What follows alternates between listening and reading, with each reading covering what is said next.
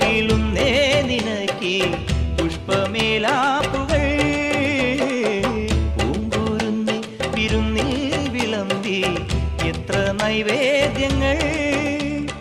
ആനയിക്കുവാൻ വാദ്യമേളകൾ അപ്സരസുകൾ നിന്റെ ദാസികൾ തേരിറങ്ങി വന്ന രാജകന്യയോ ദേവലോക നർത്തകിയാം മങ്കയോ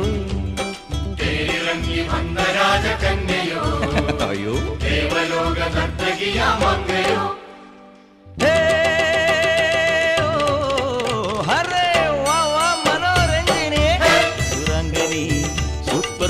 സുന്ദരി